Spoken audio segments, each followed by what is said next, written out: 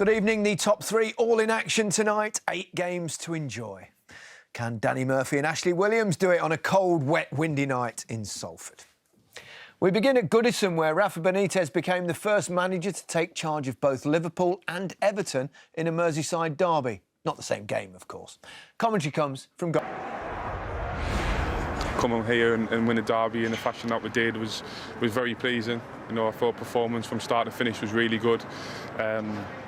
We've been really critical. We're disappointed with the goal conceded, to be honest, but reacted in the right way again. Came out second half and dominant again. So I thought we deserved the win. Could have scored a few more goals, but overall, I think we've got to be delighted with the performance. This was by far the best performance we showed here at Goodison since I'm at Liverpool, and it was a very important moment. Good timing, actually. We could see now in the games against United and Everton here tonight that we made a big step in our development, that we can take these kind of games, even obviously for the opponent very important, for us as well, but for different reasons, that we obviously are meanwhile that convinced about the things we do, that we just can put emotions from time to time a bit aside and play a proper football game.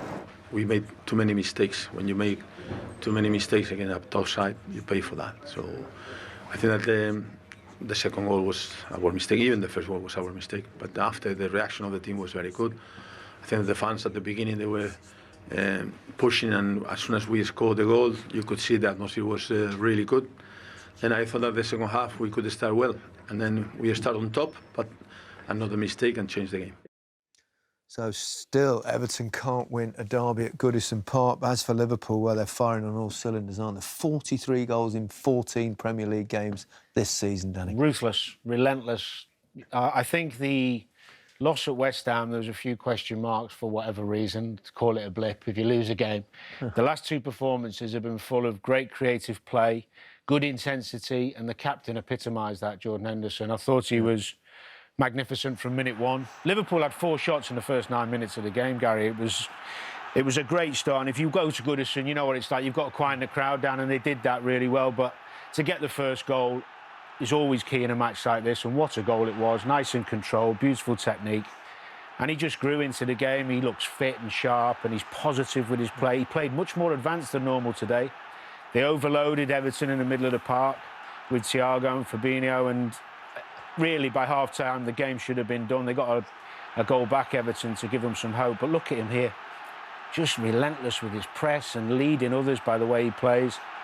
And as I said, nice and positive with his passing. And as the game grew on, all the players became more confident. They realised they had Everton there for the taking. And there were so many good performances. They've got good competition in midfield areas now, which I think helps the performance of the likes of Henderson, because he knows if he's not quite at it, you're going to put someone else in. But just what you need from your captain. Look, he's leading again by example, getting higher up the pitch. And can he provide the ball? Yes, he can. Should be another goal. But it was a brilliant performance from the whole of the team, really.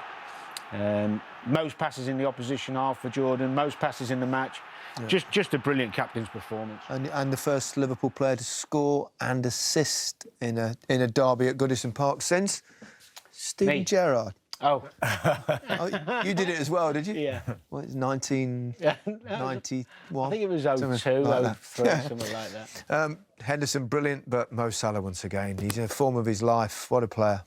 Yeah, and he has been for a long time. I think that, you know, like Dan said, Liverpool are just frightening going forward, and this man epitomises everything that they do. It's just, you know, I've played against him. It's so difficult. You know exactly what he's going to do, but stopping it is something else, and he's lightning fast. You see here, he just opens up his body, you know, doesn't smash it, just caresses it into the goal. He's got 19 goals now in all competitions, and he's just carried on. It's been a few seasons now. You see Seamus Coleman obviously has a little bit of a mistake, and Seamus is fast, and Mo Salah, you know, has got the pace to get away from him, and that's a clever finish. He just rolls it into the bottom corner.